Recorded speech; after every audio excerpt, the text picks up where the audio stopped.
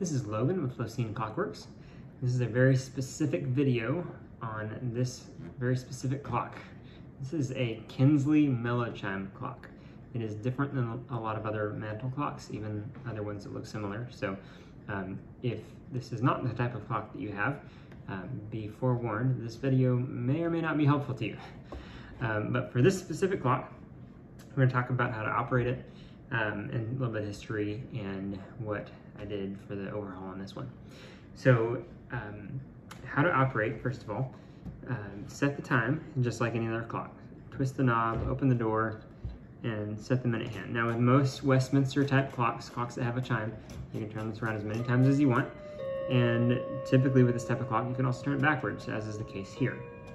Now, what is unique about this clock is that it does not have any type of way of knowing what time it is. So on most Westminster clocks, you can spin that hand around as much as you want, and the chimes might be off, but within a few hours they'll get back on, and your Westminster chime will sing correctly and your strike will work correctly. This one doesn't do that. So the strike will always happen at the top of the hour,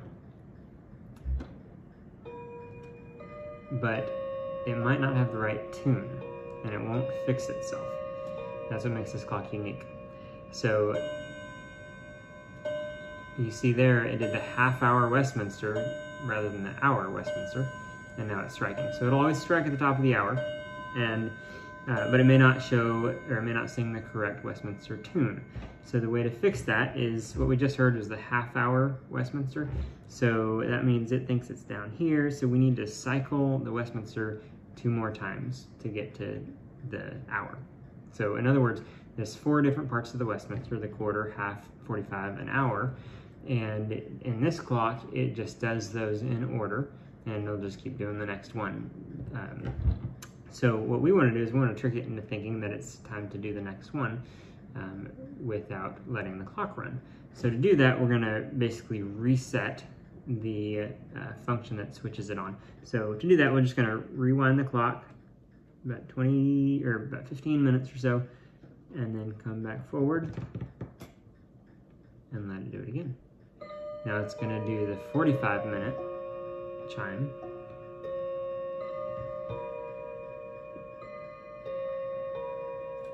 And then it's going to strike. So since it did the 45-minute, we need to go one more time.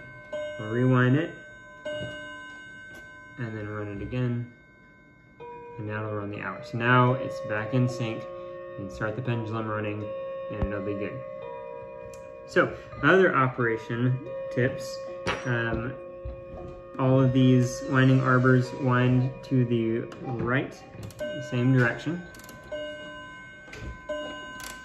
And as with any clock, for the sake of safety, the safest way is to pull the key out, turn it, twist it, like that. And that way, if something were to go wrong and break and come loose, it's not going to unwind on your fingers. That is the safest way of doing it. If you can't do that, then keep another hand on it or something like that. That will help to make sure that nothing ever goes wrong. Now, wind it once a week. It is an 8-day clock. This actually ran for almost 2 full weeks, so it's in really good shape. But just for sake of consistency, it's designed to run 7 days, so every 7 or 8 days, wind it up again. Right here, we have something that says fast and slow. That is for adjusting the speed of the clock. So if you notice when you wind it every week that it's a little bit ahead or a little bit behind, you can adjust that on the front without having to turn the clock around and open it up.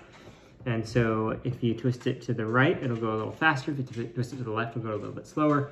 And it's going to be fairly sensitive, so if you turn it very much at all, it's going to change quite a bit. So little bump, let it run for a few days, and then you can adjust it a little more. Now, another way to adjust the speed is with the pendulums. This is just like most mantle clock pendulums. It's got a little screw weight at the bottom, or screw for the weight, a nut on the screw. So if you turn that nut, it'll adjust the speed of the clock. So as with every clock, lower is slower, and to the left is lower. So if you turn that screw to the left, it will go slower. If you turn the nut to the left, it'll go slower. Turn the nut to the right, and it will go faster. You can adjust the speed either way. It's probably going to be easier to adjust it here, so you don't have to take the pendulum out or get to the pendulum on the back side. Next thing is the chime. So twist this, and the label's a little bit deceptive. If you hear, let's see, if you hear the hammers fall, then like that, then the chimes are actually on, even though now it's pointing down. So if you turn it about 90 degrees, in that situation, the hammers are going to be up. Let's see here. There we go. The hammers are now up, and they're not going to chime. Now, this doesn't turn off the strike, so it's still going to strike out the number of hours. But it will at least turn off the Westminster chimes. I'll turn it back on. That's everything on the front, all your typical operation. So let's look at the back real quick. When you get your clock home, take the pendulum, it's got a hook on it. Hook that hook onto the T, and then close the door, latch it, put your clock on the mantle as you want it to be, and then to get it started, and this is true for any mantle clock or anything like that, you can either give it a little shuffle, or the best way is really to just lift up one side and set it back down, and listen for the tick. And once you hear it ticking, and you hear it ticking evenly, you're good to go. It's set up, ready to go, set the time, all that stuff. A little history. The Kienzle Mellochime was built around 1910 and 1920.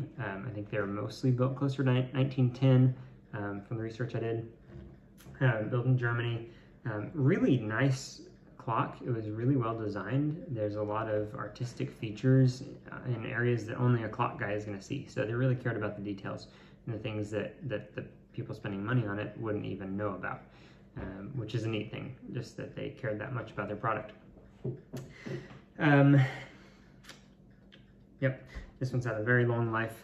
It's been around for over 100 years, which is really neat.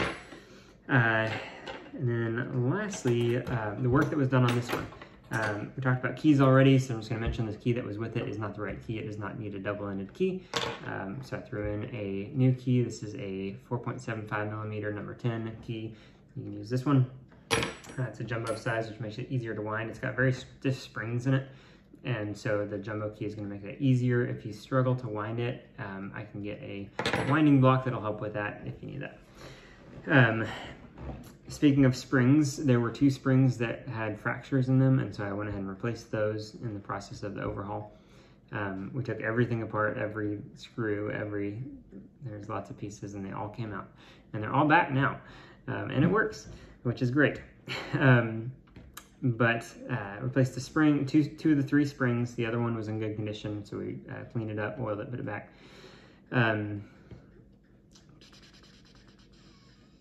One of the barrels that holds the spring, that's the biggest gear in the thing. One of those was worn out really badly, so I took that over to Finley and Cox in Irving, and he did a great job of rebushing that. So that's good. Had to do a couple bushings, and cleaned everything, polished pivots, all those things, all the standard things with the overhaul. Went through it with a fine-tooth comb, and it's running great. It looks really good. I'm doing a separate video on the cleaning process, and it's pretty neat to see the start to finish, before and after stuff. So we put a lot of work into it, and it should be in good shape now and run for a long time. I don't expect any issues. 2-year warranty. If you have anything come up, let me know. Anything related to the overhaul, and we'll fix it for free, no worries. But if there's anything we can do, let us know, and I hope this clock serves you for many years to come. Thanks for choosing Mellochime Clockworks.